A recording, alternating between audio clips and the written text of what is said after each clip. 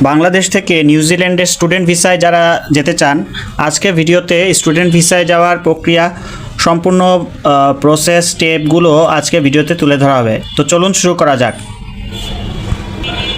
আপনি যদি স্টুডেন্ট ভিসায় নিউজিল্যান্ডে যেতে চান, সর্বপ্রথম আপনাকে কোর্স ও বিশ্ববিদ্যালয় নির্বাচন করতে হবে।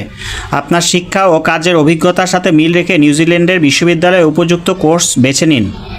তারপর হচ্ছে আইএলটিএস। ব্যাচেলরের জন্য সাধারণত 6 পয়েন্ট ও মাস্টার্সের জন্য 6.5 স্কোর পেতে হয় আইএলটিএসে, অথবা পিটিই স্কোর আপনাকে সম্পন্ন করতে হবে। থার্ড স্টেপটা হচ্ছে অফার লেটার অর্জন। বিশ্ববিদ্যালয় থেকে অফার লেটার পাওয়ার পর নির্দিষ্ট প্রক্রিয়ায় শর্তাবলী পূরণ করতে হবে। 4 নম্বর স্টেপটা হচ্ছে মেডিকেল ও পুলিশ ক্লিয়ারেন্স। IOM অনুমোদিত সেন্টার থেকে মেডিকেল টেস্ট এবং বাংলাদেশের পুলিশ থেকে পুলিশ ক্লিয়ারেন্স সার্টিফিকেট নিতে হবে। 5 নম্বর স্টেপটা হচ্ছে ভিসা আবেদন ও ফান্ড সাপোর্ট। ইমিগ্রেশন নিউজিল্যান্ডের অনলাইন পোর্টালে অ্যাকাউন্ট খুলে ডকুমেন্টস, SOP এবং স্পন্সরশিপ বা ব্যাংক স্টেটমেন্ট জমা দিতে হবে। 6 নম্বর স্টেপটা হচ্ছে AIP ও ফি প্রদান। অ্যাপ্লিকেশন অ্যাপ্রুভালের পর AIP অর্থাৎ অ্যাপ্রুভাল ইন প্রিন্সিপাল প্রথম বছরের টিউশন ফি পরিশোধ করে ভিসার চূড়ান্ত অনুমোদন নিতে হবে। এখন আপনাদের জানিয়ে দেব নিউজিল্যান্ডে পড়াশোনা ও আবেদনের খরচ। নিউজিল্যান্ডে ভিসা প্রসেসিং ফি হচ্ছে নিউজিল্যান্ডের ডলারে $850, অর্থাৎ বাংলাদেশি টাকায় প্রায় 60,000 থেকে 65,000 টাকা। মেডিকেল ও চেস্ট এক্সরেতে আপনার 10,000 থেকে 15,000 টাকা খরচ হবে। ব্যাচেলরের টিউশন ফি বছরে 25,000 নিউজিল্যান্ড ডলার থেকে 40,000 ডলারের মধ্যে হবে, অর্থাৎ বাংলাদেশি টাকায় প্রায় 18 লক্ষ থেকে 29 লক্ষ টাকা। আর আপনি যদি মাস্টার্সের জন্য অ্যাপ্লাই করেন, মাস্টার্সের টিউশন ফি এক বছরে 30,000 থেকে 50,000 নিউজিল্যান্ড ডলার, অর্থাৎ 22 লক্ষ থেকে 36 লক্ষ টাকা। এখানে আমি 1 নিউজিল্যান্ড ডলার সমান 72 থেকে 75 টাকা হিসেবে ধরে হিসাবটা করেছি। এখন আপনাদের জানিয়ে দেব প্রুফ অফ ফান্ড কত দেখাতে হয়। ভিসা আবেদনের সময় আপনার অ্যাকাউন্টে বা স্পন্সরের কাছে যে পরিমাণ লিকুইড ফান্ড দেখাতে হয়, লিভিং কস্ট বছরে ন্যূনতম 20,000 নিউজিল্যান্ড ডলার, অর্থাৎ প্রতি মাসে নিউজিল্যান্ড ডলারে এটা পড়ে $1,667। টিউশন ফি প্রথম বছরে কোর্স ফিটা দিয়ে দিতে হবে।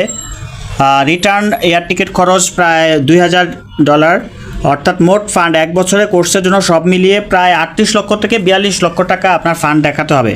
নিউজিল্যান্ড ডলারে 52,000 থেকে 57,000 ডলারের রেঞ্জের মধ্যে। এখানে কিছু শর্ত আছে। ব্যাংকে যে ফান্ডটা দেখাবেন এটা অন্তত 3 থেকে 6 মাস পুরনো হতে হবে, অথবা ফান্ড ট্রান্সফার স্কিম ও স্বীকৃত ব্যাংকের এডুকেশন লোন দেখাতে হবে।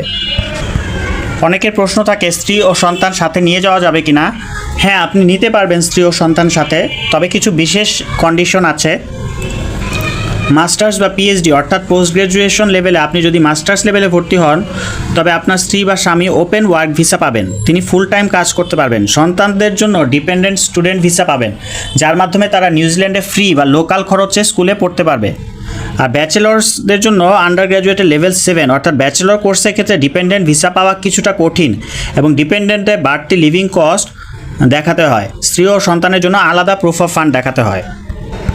এখন আপনাদেরকে জানিয়ে দেব নিউজিল্যান্ডে পার্ট টাইম জব ও ইনকামের সুযোগ। স্টুডেন্ট ভিসায় ক্লাসের মেয়াদ চলাকালীন সপ্তাহে 20 ঘন্টা, নতুন নিয়ম অনুযায়ী 25 ঘন্টা পর্যন্ত আপনি পার্ট টাইম জব করতে পারবেন এবং বিশ্ববিদ্যালয়ের অফিসিয়াল ছুটির সময় অর্থাৎ সেমেস্টার ব্রেকে ফুল টাইম 40 ঘন্টা কাজ করার অধিকার আপনি পাবেন। নিউজিল্যান্ডে প্রতি ঘন্টা ন্যূনতম মজুরি হচ্ছে $23, অর্থাৎ এটা নিউজিল্যান্ডের ডলারে হচ্ছে $23, অর্থাৎ প্রতি ঘন্টায় বাংলাদেশি টাকায় 1725 টাকা। তো সপ্তাহে 20 ঘন্টা কাজ করলে প্রতি মাসে আপনি 1800 থেকে 2,000 ডলার ইনকাম করতে পারবেন, যা প্রায় 1.3 থেকে 1.4 লক্ষ টাকা সমান। আর ছুটির দিনে ফুল টাইম কাজ করলে আয়ের পরিমাণ দ্বিগুণ হয়ে যাবে। এখানে আপনাদের একটা জিনিস জানিয়ে রাখতে চাই, পার্ট টাইম কাজ করে নিজের খাবার ও থাকার খরচ চালানো সম্ভব হলেও পুরো টিউশন ফি বা ব্যাংকের প্রুফ অফ ফান্ড এই আয়ের উপর নির্ভর করে দেখানো সম্ভব নয়। আশা করছি ভিডিওটি আপনাদের ভালো লেগেছে। দয়া করে লাইক, কমেন্ট করবেন এবং আমাদের চ্যানেলটি সাবস্ক্রাইব করবেন। ধন্যবাদ। আসসালামু আলাইকুম।